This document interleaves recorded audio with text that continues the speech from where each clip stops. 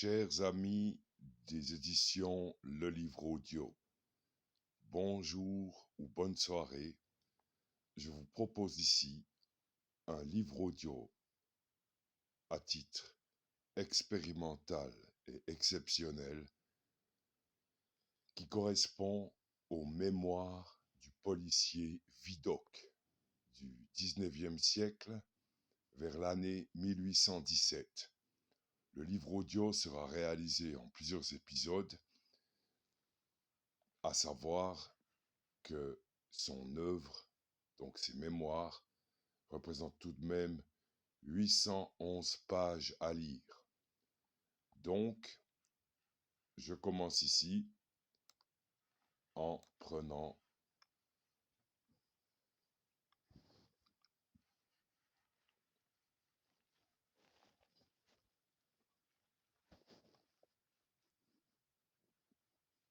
les textes de Vidocq lui-même, dont on sait qu'il commit quelques crimes et qu'il s'amenda par un réseau d'informateurs pour arrêter des criminels. On pourrait dire que Vidocq était une sorte d'investigateur et policier spécial indépendant. Il fit du bagne à Cayenne, ou du bagne simplement, et il fut purgé de la police dans une opération de sanification des forces vers 1827. Donc ici, je commence un peu la lecture de ce qu'il dit, et voici.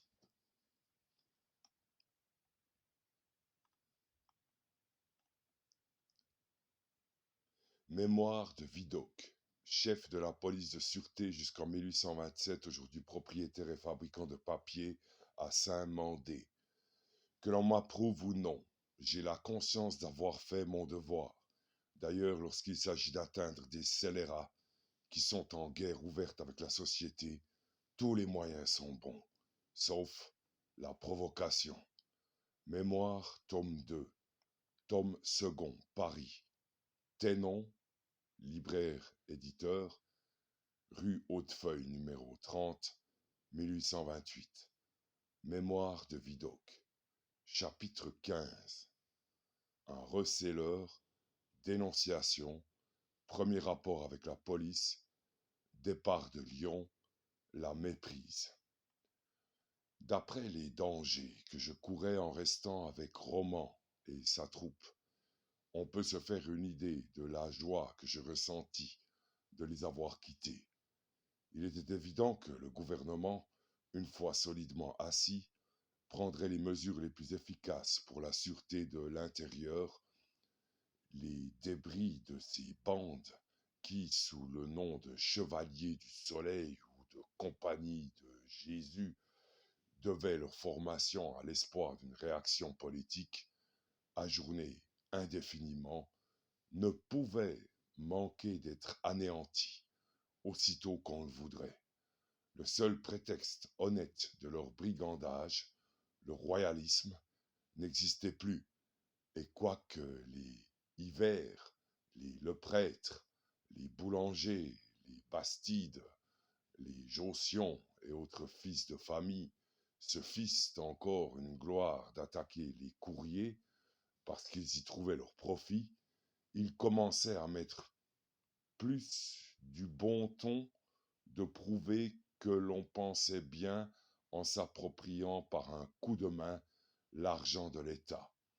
Tous ces incroyables à qui il avait semblé piquant d'entraver le pistolet au poing, la circulation des dépêches et la concentration du produit des impôts, rentraient dans leur foyer, ceux qui en avaient, ou tâchaient de se faire publier ailleurs, loin du théâtre de leurs exploits.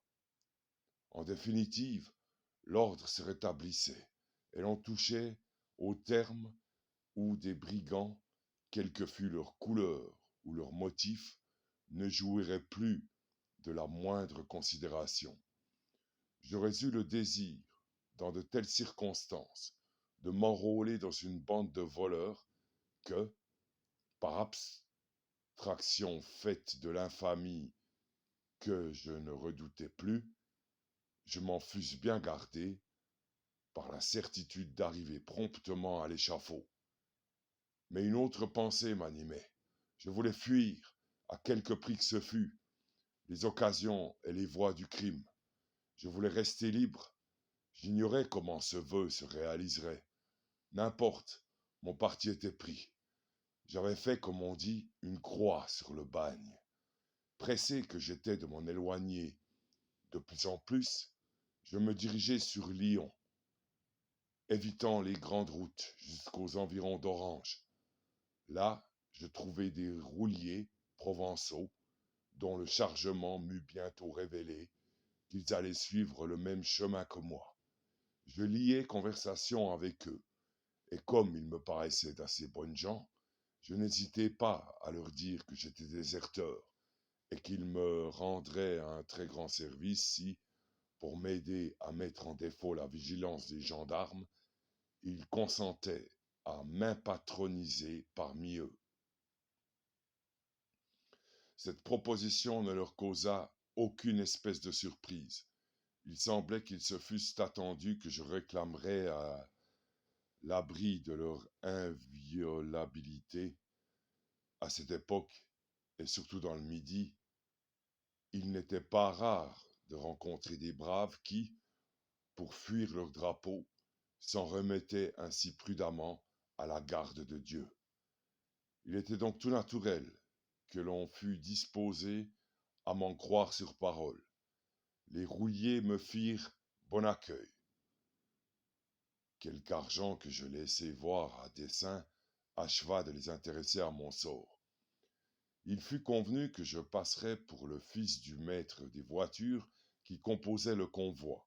En conséquence, on m'affubla d'une blouse, et comme j'étais censé faire mon premier voyage, on me décora de rubans et de bouquets, joyeux insignes qui, dans chaque auberge, me valurent les félicitations de tout le monde. Nouveau, Jean de Paris, je m'acquittai assez bien de mon rôle, mais les largesses nécessaires pour le soutenir convenablement portèrent à ma bourse de si rudes atteintes qu'en arrivant à la Guillotière, où je me séparai de mes gens, il me restait en tout 28 sous. Avec de si minces ressources, il n'y avait pas à songer aux hôtels de la place des terreaux. Après avoir erré quelque temps dans les rues sales et noires de la seconde ville de France, je remarquai, rue des Quatre Chapeaux, une espèce de taverne, où je pensais que l'on pourrait me servir un souper proportionné à l'état de mes finances. Je ne m'étais pas trompé, le souper fut médiocre et trop tôt terminé. Rester sur mon appétit est déjà un désagrément. Ne savoir où trouver un gîte en est un autre. Quand j'eus essuyé mon couteau, qui pourtant n'était pas trop gras, je m'attristai par l'idée que j'allais être réduit à passer la nuit à la Belle Étoile, lorsqu'une table voisine de la mienne, j'entendis parler cet Allemand corrompu, qui est usité dans quelques cantons des Pays-Bas, et que je comprenais parfaitement. Les interlocuteurs étaient un homme et une femme déjà sur le retour. Je les reconnus pour des Juifs, instruits qu'à Lyon, comme dans beaucoup d'autres villes, les gens de cette caste tiennent des maisons garnies où l'on admet volontiers les voyageurs en contrebande. Je leur demandai s'ils ne pourraient pas m'indiquer une auberge. Je ne pouvais mieux m'adresser. Le Juif et sa femme étaient des logeurs. Ils offrirent de devenir mes hôtes, et je les accompagnai chez eux, rue Thomasin. 6 lits garnissaient le local dans lequel on m'installa. Aucun d'eux n'était occupé, et pourtant il était 10 heures. Je crus que je n'aurais pas de camarade de chambre, et je m'endormis dans cette persuasion. À mon réveil, des mots d'une langue qui m'était familière viennent à moi. Voici 6 plombes et une mèche qui crosse, dit une voix qui ne m'était pas inconnue. Tu pionces encore? Voilà 6h30 qui sonnent, tu dors encore. Je crois bien. Nous avons voulu maquiller à la sargue, chez un orphelin, mais le pauvre était chaud. J'ai vu le moment où il faudrait jouer du 22. Et alors, il y aurait eu du Résinet. Nous avons voulu voler cette nuit chez un orfèvre, mais le bourgeois était sur ses gardes. J'ai vu le moment où il faudrait jouer du poignard. Et alors, il y aurait eu du sang.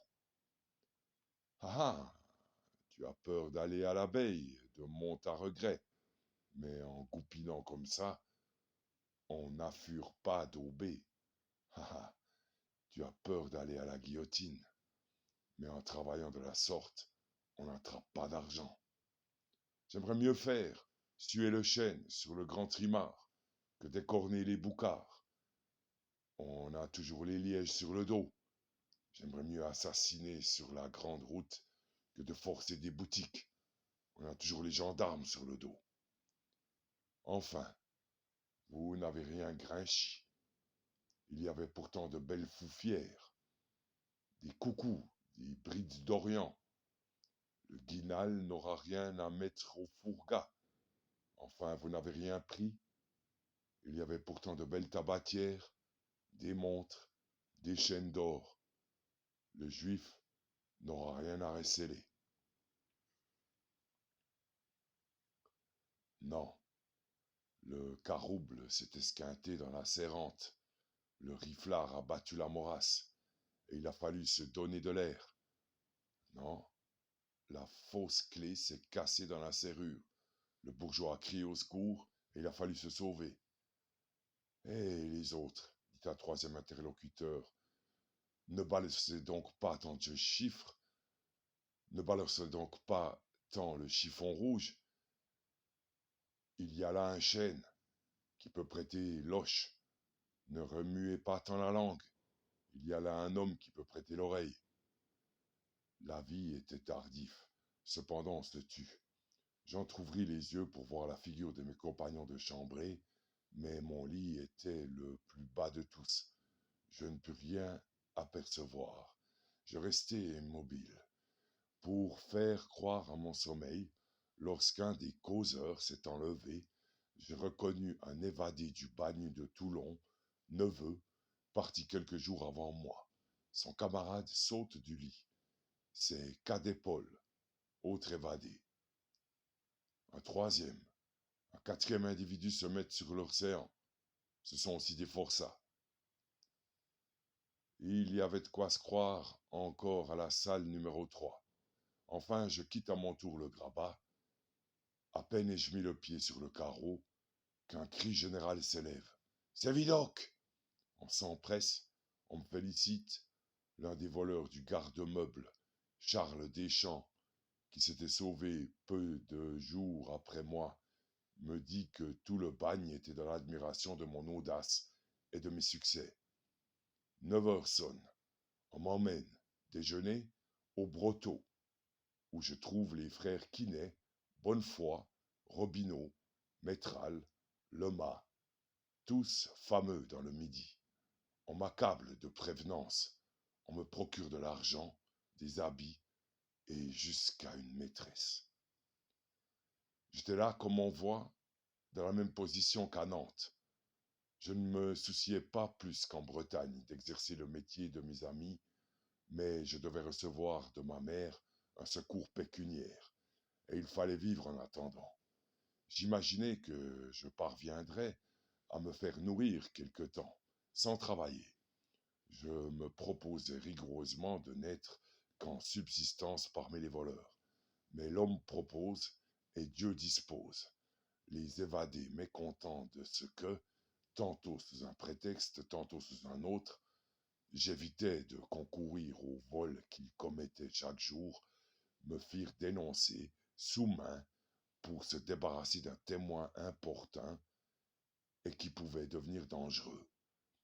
Il présumait bien que je parviendrais à m'échapper, mais il comptait qu'une fois reconnu par la police, et n'ayant d'autre refuge que leur bande, je me déciderais à prendre parti avec eux. Dans cette circonstance, comme dans toutes celles du même genre où je me suis trouvé, si l'on tenait tant à m'embaucher, c'est que l'on avait une autre opinion de mon intelligence, de mon adresse, et surtout de ma force, qualité précieuse dans une profession où le profit est trop souvent rapproché du péril. Arrêté, passage Saint-Côme, chez Adèle Buffin. Je fus conduit à la prison de Roanne. Dès les premiers mots de mon interrogatoire, je reconnus que j'avais été vendu. Dans la fureur où me jeta cette découverte, je pris un parti violent, qui fut en quelque sorte mon début dans une carrière tout à fait nouvelle pour moi. J'écrivis à M. Dubois, commissaire général de police, pour lui demander à l'entretenir en particulier. Le même soir, on me conduisit dans son cabinet. Après lui avoir expliqué ma position, je lui proposai de le mettre sur les traces des frères Quinet, alors poursuivis pour avoir assassiné la femme d'un maçon dans la rue Bellecordière. J'offris en outre de donner les moyens de se saisir de tous les individus logés tant chez le juif que chez Caffin, menuisier, rue Écorcheboeuf. Je ne mettais à ce service d'autre prix que la liberté de quitter Lyon. Monsieur Dubois devait avoir été plus d'une fois dupe de pareilles propositions. Je vis qu'il hésitait à s'en rapporter à moi. « Vous doutez de ma bonne foi, lui dis-je. La suspecteriez-vous encore, si m'étant échappé dans le trajet pour retourner à la prison, je revenais me constituer votre prisonnier ? Non, me répondit-il. Eh bien, vous me reverrez bientôt, pourvu que vous consentiez à ne faire à mes surveillances aucune recommandation particulière. Il accéda à ma demande, l'on m'emmena. Arrivé au coin de la rue de la Lanterne, je renverse les deux estafiers qui me tenaient sous le bras et je regagne à toutes jambes l'hôtel de ville, où je retrouve M. Dubois. Cette prompte apparition le surprit beaucoup, mais certain dès lors qu'il pouvait compter sur moi, il permit que je me retirasse en liberté. Le lendemain, je vis le juif, qu'on nommait Vidal. Il m'annonça que nos amis étaient allés loger à la Croix-Rousse, dans une maison qu'il m'indiqua. Je m'y rendis. On connaissait mon évasion, mais comme on était loin de soupçonner mes relations avec le commissaire général de police, et qu'on ne supposait pas que j'eusse deviné d'où partait le coup qui m'avait frappé, on me fit un accueil fort amical.